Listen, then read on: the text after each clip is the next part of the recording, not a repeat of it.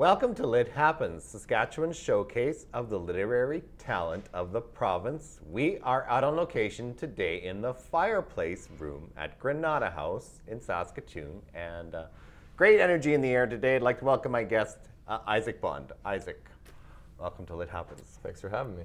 I'm so glad you're here because I've been following your career for a while, and I'm just really inspired by what you're doing. And I guess we'll just dive right in because there's so much I want to cover. You are really active in the spoken word poetry scene in Saskatchewan right now. And I guess we'll start with tonight. It's poetry because that started several years ago now. And it's sort of blossomed into something great. Can you tell us a little bit about that? Yeah, well, I guess sort of a quick crash course in tonight's poetry history. Started in 2006 over at Flint, which is also poached. Very small space. There used to be shows where only 6 people showed up and they just kind of made it work. Now, during that time, I was a student, so I didn't come out very often. I didn't really start attending regularly until it moved to Lydia's. And that's where I really fell in love with it, just being, from a literary background, I wrote a lot of poetry, but from a musical background, I wrote a lot of hip hop. And so being able to read my pieces aloud without any music was a new challenge. And I found that I often used hip hop as very much a crutch for oral literature. So it was very challenging to actually read what I had written for poetry on a stage. And it just kind of took off from there. You know, I made the team for Tonight's Poetry in 2012. Later that fall, we hosted the Canadian Festival of Spoken Word. We ended up doing quite well, and you know, at that point, we had been really cultivating a national reputation as a landing spot for artists. You know, everybody wants to play that gig. You know, Lydia's had become a bit of a legendary venue across the country. So it was a bit tough when they closed this year. I became executive director of TIP pretty much right after they closed. But you know, it's been a good season at the basement, and our finals are this Sunday, so we're really excited to see what happens there. Nice. TIP seems to get a little bigger every year. It's almost explosive what's happening. So kudos to you. Thanks. Now, the success of Tonight It's Poetry, or TIP as it's commonly called, around the province has sort of led off to another branch of your career. You're really involved with the Write Out Loud program, which is tremendous. Tell us about that. So this has kind of been a bit of a brainchild for me, but really more of a brainchild of the Saskatoon community.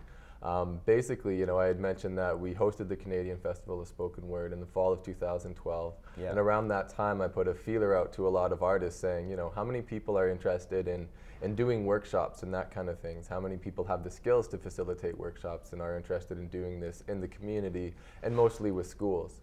I think the primary motivation for this was recognizing that if we're going to have continuity in our scene, we need to find young artists and reach out to them and show them that there is an established support network for them and you know, a place for their voices to be heard.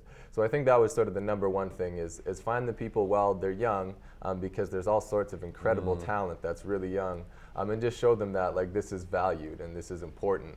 And then sort of the spin-off of that is, you know, because we'd had so many great artists touring from across the country, we had a lot of people developing in our scene. And so a lot of emerging artists had really started to come into their own without a lot of end result in terms of what can you do as a professional, because you put in so many hours to dedicating yourself to the craft from both a literary and theatrical background, and you develop professional skills. But you can't slam for a living, you know. Slam is more like board games for artists, you know. You're just kind of having a friendly competition with your friends. Maybe you win $50 if you actually win a slam, but it's nothing professional. So I wanted to be able to start an organization that was actually going to create professional opportunities for local artists. So whereas Tonight Is Poetry provides that for touring artists, basically from the collective of artists in Saskatoon, the idea is, okay, let's find work for ourselves and make an impact within our community and use the art form of oral literature to catalyze that. Wow, I'm impressed. Would you say that spoken word poetry is on an uprise? There's a big movement afoot where it's just sort of being more recognized worldwide? Yeah, I think so. Cool. And you see it a lot in Canada. I'm currently the National Director of Spoken Word Canada. And I've been getting all sorts of people from across the country saying, hey, I run a slam. How do we get involved in what you're doing? There's people from the Yukon that are like, hey, we started a spoken word show. Everybody's just catching wind of all these different pockets. And I think, a big part of that is programs like Rad Out Loud, communities taking that focus of trying to get into their communities and find the young voices. Youth Can Slam, which is sort of the equivalent of the Canadian Festival of Spoken Word for young adults, just started in August of 2013 in Ottawa. So this year will be only the second annual time that they do that festival. And I think that's been a huge part of the growth of spoken word is keeping it young and reaching out to younger people and showing that, hey, this is something to empower your experience and let you know that your voice matters and is worth being heard. Are you seeing young lives being changed where a young person might be introverted or low self-esteem and then they realize they have a talent for this and they sort of blossom into their own? Yeah, Cool. I see that as a pretty consistent trend. Actually, when I was coaching the Saskatoon youth team in the first year, I was just kind of waiting for that moment when they went to the festival and kind of how that would bring them out of their shell, and that's exactly what happened. I wouldn't say they were necessarily all particularly shy individuals before the festival, but you could see that nervousness of what is this experience actually going to be like, and then 2 days into the festival they were just coming up to me being like, this is the most amazing thing ever. I was like, I told you. Cool. Now we're running out of time, but I wanted to ask you, for viewers who don't know, what exactly takes place at a poetry slam? Like, how exactly does it go down? All right, so a poetry slam, as opposed to like an open mic or just a poetry reading, is a poetry competition where you'll have numerous poets sign up for the slam.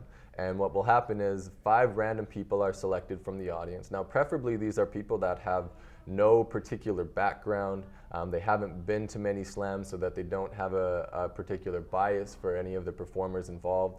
So unlike a lot of sort of, professionally adjudicated art competitions, this is solely based on the idea that, the layman's perspective on poetry matters. So if you've never liked to read poetry, if you've never been to a poetry show, you are the ideal slam judge. So you will find 5 people like that throughout the audience. They get scorecards to basically score every poem of the night from 0 to 10. And now the host will give the instructions. Basically, the performers can't use any props. They can't use any musical instruments. They can't read someone else's work. They have to do all their own original work. They have a time limit of 3 minutes with 10 seconds grace. After that, they get deducted some points. And somebody's tallying all that in the background, and then somebody gets announced as a winner at the end of the night. So I think it's just kind of a way to add a bit more fun and flavor to the night, get a bit more audience participation. I think it encourages that notion that the pieces are collaboratively created through not only what the author invests in the piece, but the way the audience reacts. And as a performer, I know like one of the things that can often surprise you is how much a piece will change once you do it in a room and once you have the audience reacting to you. And sometimes you'll access new things in your performance based solely on sort of the energy that you're feeding off of in the room. Wow, very inspiring.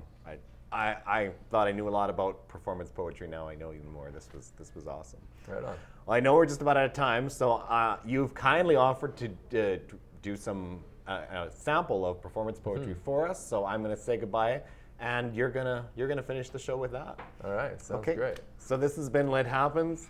If you enjoyed today's episode, you can see previous episodes on the Shaw TV website or on my website, westfunk.ca. You can connect with us online on Facebook, YouTube, and Twitter. So I'll see you next time on Lit Happens. Isaac, take it away. I would just like to dedicate this piece to anyone that had their parents read aloud to them as children, especially excerpts from Alice in Wonderland. You might recognize this. 'Twas brillig, and the children were chillin' in the village where they bide their time in the mine of rhyme that they still dig. Everybody be conniving flows in the wave with the slithy toves. But don't be mimsy in the tugly wood where the tum-tum tree looking ugly stood as one hooded warrior scorched with force his vocal cords as if they were vorpal swords. A rebel to the corporate order, known a chortle on a frabjous day. A handsome champion striking down manxome foe, snicker snacking, attacking. Can you say? Callooh, Calais, let's all give thanks on the ball in the bank in awe and in check for a cause so right, so raw, so fresh, with the jaws that bite, the claws that catch. Should have saw that flesh as it whiffled and burbled, flawless but senseless, simply absurd, collage of impression, crystal and curdled, mocking expression of wimpier words, eyes of flame and hands of breath, a slight twist to expand and stretch with commanding edge, and a dubious plan to hatch in the clutch of the frumiest banter. Snatch.